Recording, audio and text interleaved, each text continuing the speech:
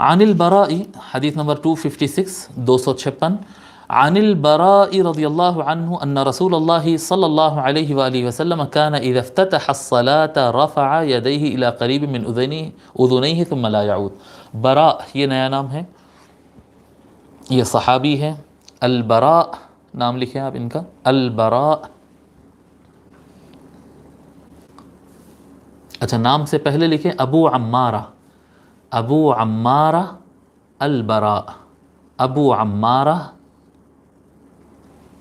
البراء بن عازب الانصاری، ابو عمارہ البراء بن عازب الانصاری رضی اللہ عنہ.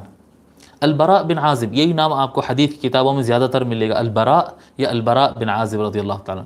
راوی روات الحدیث میں سے مانے جاتے ہیں، یعنی آپ کی کافی روایتیں ہیں حدیث کے میدان میں، آقا علیہ الصلوۃ والسلام کے اقوال کو نقل کرتے ہیں. آپ صحابہ کرام میں سے تھے اور حضور صلی اللہ علیہ وآلہ وسلم کے زمانے میں آپ یعنی ابتدائی دور میں تھوڑا بچے کم عمر مانے جاتے تھے، تو جنگ بدر میں جاتے وقت آپ کو ریجیکٹ کر دیا گیا تھا. جنگ بدر میں بھی شریک ہوتا ہوں بول کر آپ گئے تھے، لیکن عمر کم تھی تو آپ کو واپس بھیج دیا گیا تھا. جنگ احد سے لے کے ختم تک سارے جنگوں میں آپ شریک رہے حضور صلی اللہ علیہ وآلہ وسلم کے ساتھ. اور بعد کے زمانے میں پھر مولا علی علیہ السلام کے زمانے میں بھی جو فتن کے جنگیں ہوئی تھی، جنگ نہروان، صفین اور جمل، صفین اور نہروان، یہ تینوں جنگوں میں مولا علی علیہ السلام کے ساتھ آپ جنگوں میں شریک رہے.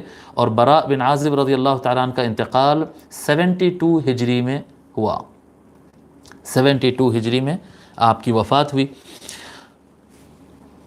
عن البراء بن عازب رضی اللہ عنہ ان رسول اللہ صلی اللہ علیہ وآلہ وسلم، حضرت براء بن عازب رضی اللہ تعالیٰ روایت کرتے ہیں، وہ کہتے ہیں کہ رسول اللہ صلی اللہ علیہ وآلہ وسلم جب نماز شروع کرتے، کان اذا افتتح الصلاۃ، جب آقا علیہ الصلوۃ والسلام نماز شروع کرتے، رفع یدیہ الی قریب من اذنیہ، تو حضور صلی اللہ علیہ وآلہ وسلم اپنے دونوں ہاتھ کانوں کے قریب تک اٹھاتے، ثم لا يعود، اور ایک مرتبہ وہ اس طرح سے اٹھاتے اور پھر دوبارہ پوری نماز میں کبھی بھی اپنا ہاتھ دوبارہ نہیں اٹھاتے.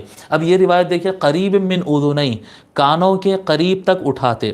بعض حضرات کو یہ غلط فہمی ہوتی، سمجھتے ہیں کہ تکبیر تحریمہ جب نماز شروع کرتے تو دونوں ہاتھ یہ کانوں کو ٹچ کرنا ضروری ہوتا ہے. کانوں کو ٹچ کرنا ضروری نہیں ہوتا، کان کے لیول میں اٹھنا ضروری ہوتا ہے، یعنی کان تک آپ کے ہاتھ اٹھ جائیں یہ کافی ہے.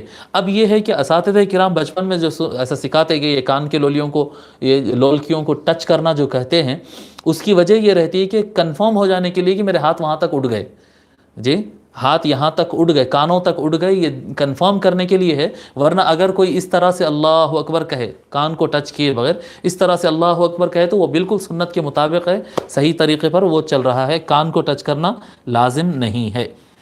ٹھیک ہے.